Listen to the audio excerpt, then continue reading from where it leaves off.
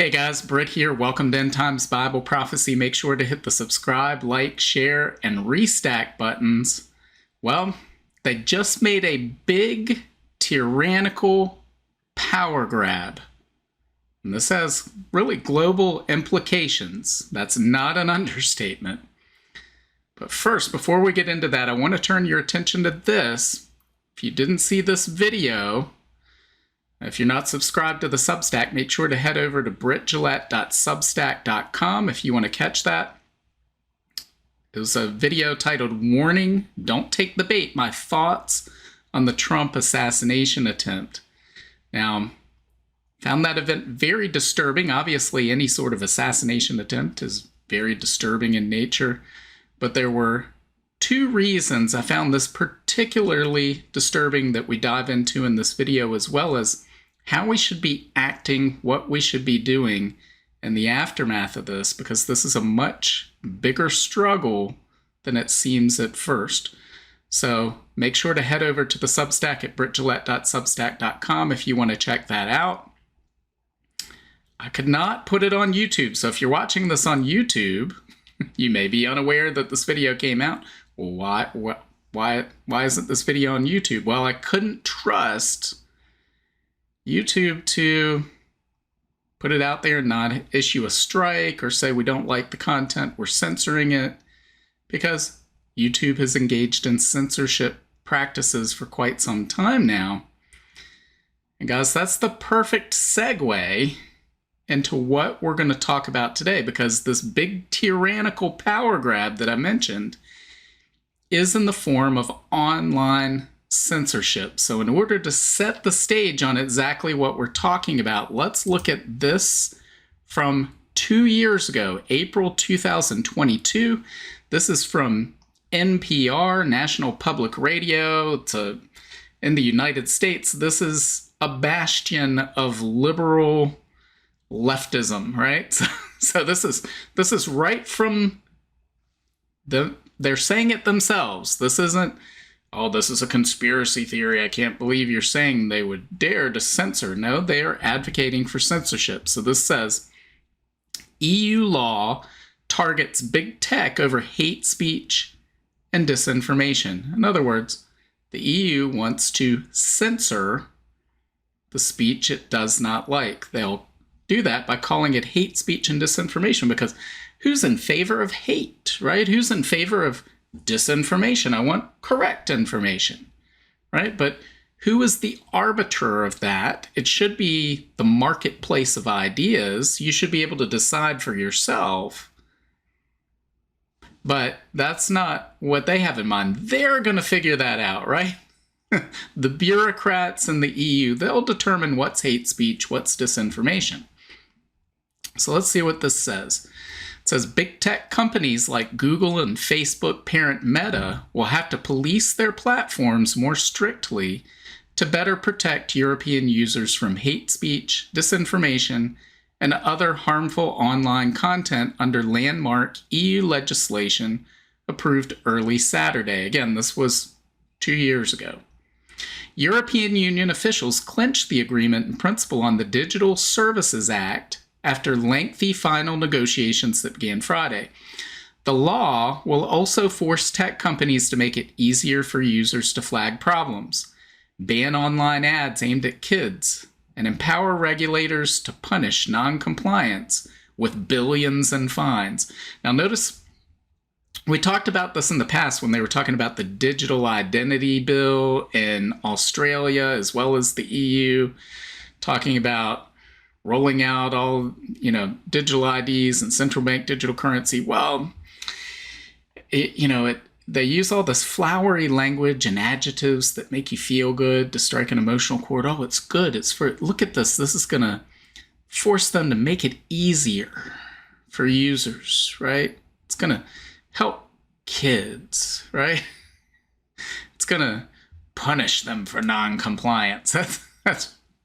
That's a little more ominous, but they try to put out the spin on things. Oh, you're going to love this. It's for your benefit. But it is not. It is directly aimed at you, not big tech.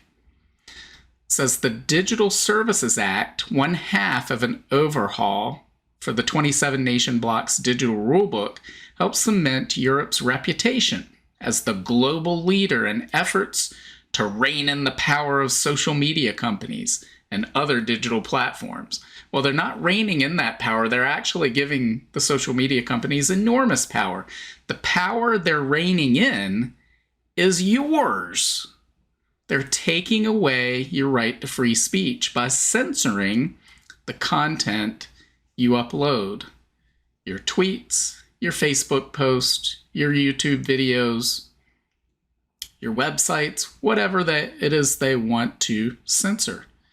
It says with the DSA, again, that's the Digital Services Act, the time of big online platforms behaving like they are too big to care is coming to an end. What that really means is, in the past, they haven't complied with our demands, but that's coming to an end. That time is past. Said EU Internal Market Commissioner Thierry Breton. Remember that name. EU Commission Vice President Margrethe Vestager, remember her name as well, added that, quote, with today's agreement, we ensure that platforms are held accountable for the risk their services can pose to society and its citizens. Now, in recent times, when have you heard of anyone who needs to be held accountable? The people who really need to be held accountable, being held accountable. Doesn't happen. Again, they throw that language out there because they know people go, I want people to be held accountable. But what they really mean is, well, these platforms, we're gonna hold them accountable to our demands. If they don't do it, we're gonna shut them down. That's what it really means. Fast forward to this past week, where ironically, using social media, remember, again, I said, remember these names, Margrethe Vestager and Thierry Breton. We have this post on X, formerly known as Twitter, by Margrethe Vestager. In our view, X doesn't comply with the DSA and key transparency areas.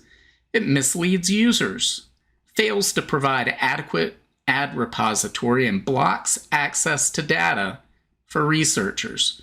It's the first time we issue preliminary findings under the Digital Services Act. And of course, here we have, she says blocks access to data for researchers. What that really means is, before Elon Musk owned X, they would let our, quote, researchers comb through the data and pick out so that we could do research on which voices we wanted to shut down, who we wanted to target for censorship. That's not happening anymore. And as we see here, Elon Musk replied and said the DSA is misinformation. So same day, all of this happened on July 12th, so this past Friday. Same day, Thierry Breton, again, I said, remember both of these names, also posted, and he put, back in the day, blue checks used to mean trustworthy sources of information. in his opinion, right? Now with X, our preliminary view is that they deceive users. And notice the big red X that he puts up there. They deceive users. They infringe the DSA. How dare they? X has now the right of defense. But if our view is confirmed, we will impose fines and require significant changes. And then he has this picture of himself again. This will give you an idea of the man's ego here. Because most people, when they send a tweet, they just type out what they want and hit post, right? They don't. If you have a picture like this, it usually goes to an article. So you click on that. Oh, no, it's just a picture of him, right? Because that's how highly he thinks of himself. But I think it's also a message to Elon Musk and X. Let's notice the body language there. It's like, you get it? You do what we want, or massive fines are coming your way. That's what that means. That's the message he's trying to send there. And so here's what Michael Schellenberger responds. In regard to all of this, he says, the totalitarianism we warned of is happening, because he's been one that's been warning of this Digital Services Act for some time. He says, the European Union is at this moment forcing big tech companies to secretly engage in mass censorship. Google and Facebook are apparently going along with it. Only Elon Musk X among the major platforms is resisting.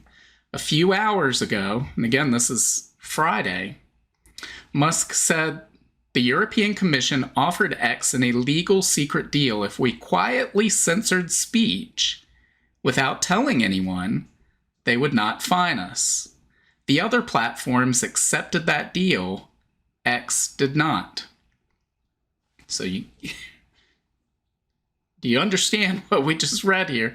So they're secretly colluding with big tech, Google and Facebook. We've known this for quite some time. But X is not compliant, so they're coming after X. It says, and so now the EU is preparing to punish X with massive fines up to 6% of global revenue. And global revenue. Where do they get the power to do something like that to a US-based company? But of course, the Biden administration isn't going to stand up to this. It says, I can't imagine a more egregious form of foreign interference in our domestic affairs than foreign governments demanding mass secret censorship for ideological and political purposes. Most terrifying is the apparently direct involvement of government intelligence and security agencies and their intermediaries in demanding censorship. This is all happening at the very moment that the same governments, including our own, warn of Russian disinformation through spam accounts that hardly anybody ever sees. No doubt about it, guys. We should, this is going on. We saw this during the whole bogus Trump-Russia collusion hoax several years ago, back during the 2016 campaign. It all came out afterward that the Trump campaign was being surveilled by really U.S. intelligence. But, well, under the law, the U.S. intelligence agency said, well, we can't do that. But Australia can surveil the Trump campaign, and the United Kingdom can surveil the Trump campaign, and all these other, we're not allowed to surveil U.S. citizens, but all these other intelligence agencies can. And then if they just happen to, share over lunch or something what they found out and let us know, well, we didn't do it, right? So now they're doing the same thing, and they have been doing the same thing, but it's what? We need to know about it. We need to be shouting this from the rooftops for everybody to know, where they go, well, we don't like this journalist or this person's political viewpoints.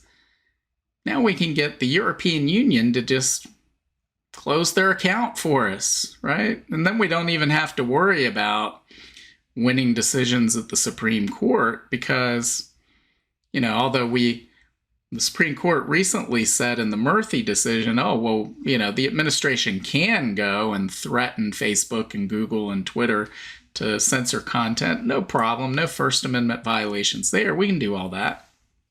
Free speech doesn't matter. But guys, that's why it's not just a big tyrannical power grab in the European Union. This is global in scale because the European Union can effectively shut down any voice on these platforms anywhere on the globe by simply threatening onerous fines against these companies. And of course, none of these companies, well, Elon Musk has the backbone, but Google, Facebook, they don't care. They're colluding. They don't have the backbone to stand up and say, you know what? We're going to pull out of your country if you're going to do this. Good luck. Go do it on your own. That's what I would be telling them. I'd say, try to sue us. We'll nothing you can do. You can't fine us. You can't do anything to us.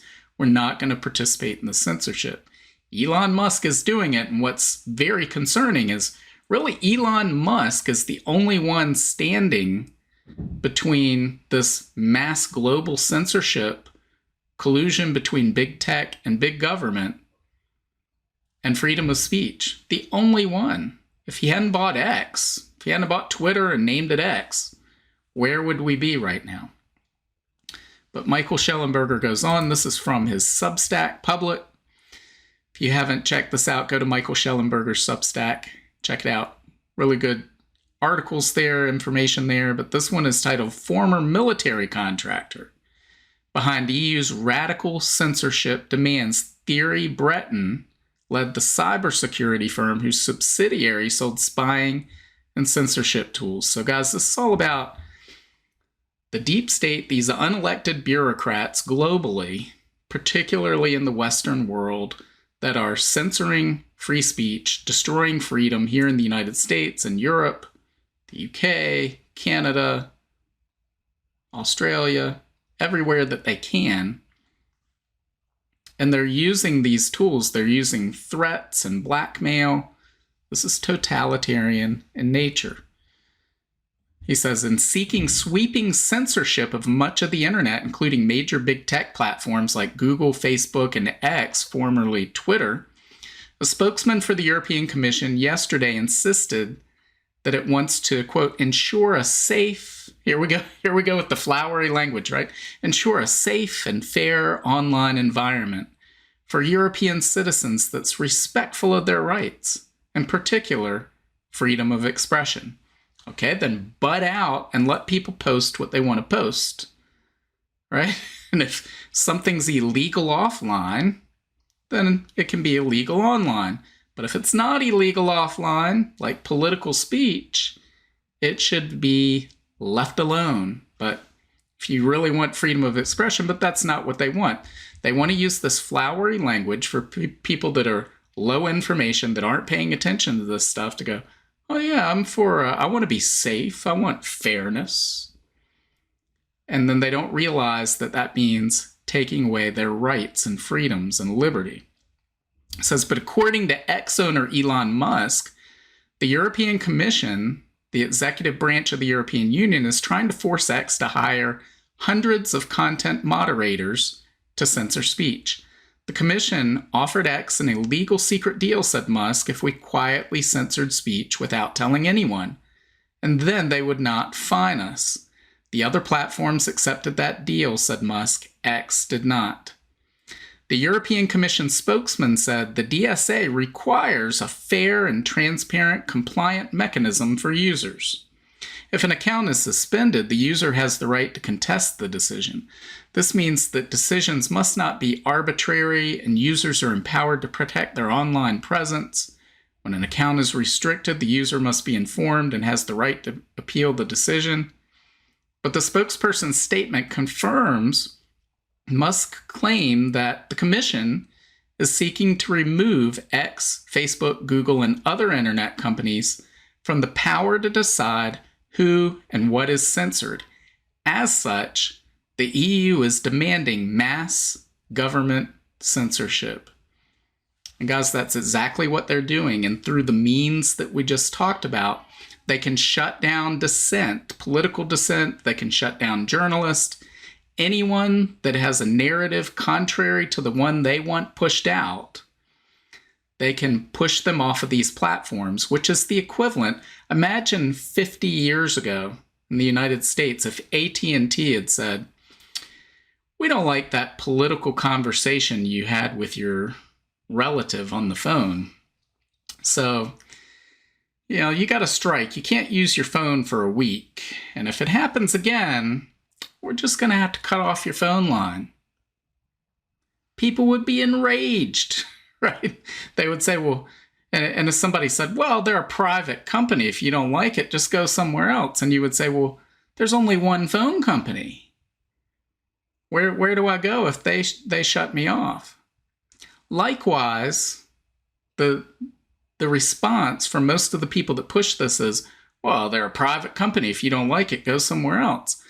But there's something called the network effect that these other platforms don't have. So really, Facebook and Twitter, now known as X, those are the places to go out to be heard. That's the equivalent of a phone line, the landline phone line from 50 years ago.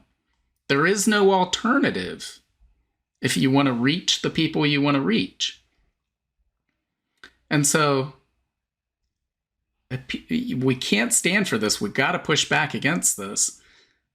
If they push this through and are able to do this, which is looking increasingly like they're able to do that. Again, Elon Musk is the only thing standing between this and mass censorship of the internet. Then where do we end up? Well, we end up with really a global totalitarianism, a global censorship of speech and what people are able to encounter, much less read. And so none of that should surprise us, guys, because we read about that in the Bible. We read in Revelation chapter 13, verse 7, it says, "And the beast was allowed to wage war against God's holy people and to conquer them. And he was given authority to rule over every tribe and people and language and nation." So we're seeing through these tools one of the ways by which this could happen.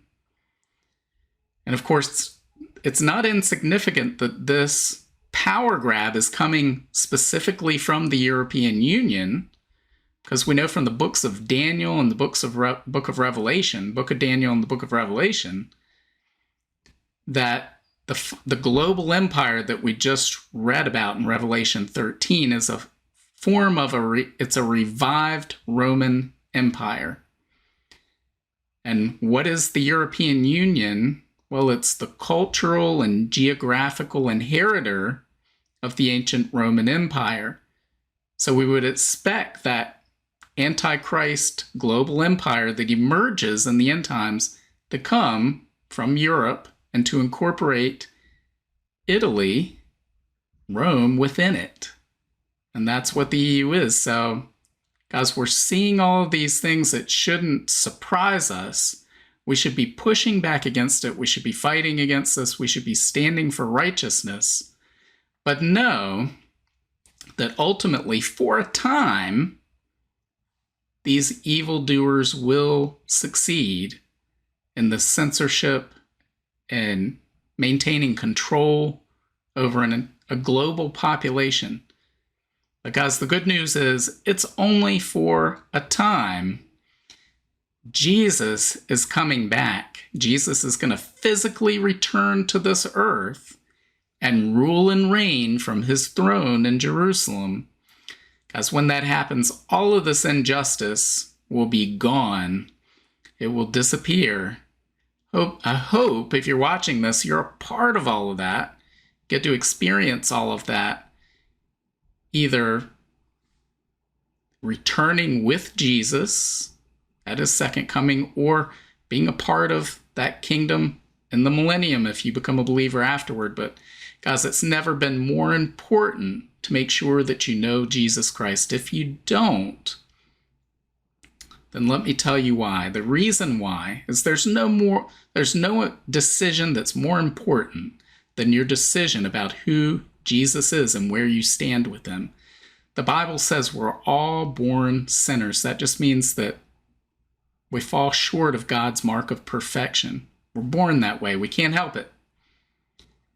But the Bible also says the wages of sin is death, meaning when we die, our destination is hell, which is just eternal separation from God. It's a terrible place to go. A holy God can't be in the presence of our sinful nature. But guys, the good news is that while we were still sinners, God came to earth in the form of a man. He took on flesh in the form of Jesus of Nazareth. He lived a perfect, sinless life, and he went to the cross, and he died. He shed his blood and paid the penalty for our sins so that we could be reconciled with God. When he looks upon us, he sees the perfection of his Son, Jesus Christ. And then Jesus, while he died on that cross, he rose again after 3 days. He achieved victory over the grave, and he reigns today, seated at the right hand of the Father. And guys, he's preparing a place for us in heaven. He's coming back. And he told us the signs to look for that would indicate the time of his coming. We see those signs today. And he said, when you begin to see all these things happen, know that I'm near. I'm right at the door. Guys, we are in that time right now. We see the signs Jesus and the prophets said to look for. We see them emerging. We see them converging like no other generation before us. That tells us we're in the season of the Lord's return. We don't know exactly when that will be. We don't know the day or the hour, but we know that we are near to that time. And this, what we're seeing in the EU, this tyrannical power grab, is just one more indication the times in which we live. So let me know what you think. Leave your comments below. Make sure to hit the like, share, subscribe buttons, and God willing, I will see you on Friday. Bye. If you want to learn more about the end times and Bible prophecy, make sure to visit my Substack at brittgillette.substack.com. There you'll find my latest videos and articles, as well as notes, where I share the latest news headlines, the articles I'm reading, and the videos I'm watching. Subscribe for free, and each new post on Substack will be sent directly to your email. Just scroll to the bottom of the homepage and hit the subscribe button. As an added bonus, your first welcome email will include a link to a copy of my free ebook, 7 Signs of the End Times. Also, make sure to check out all of my books. Just look up Britt Gillette on Amazon, Barnes & Noble, Apple iBooks, Google Books, Kobo, or anywhere books are sold. Thanks for watching today, and until next time, keep your eyes fixed on Jesus, the author and perfecter of our faith.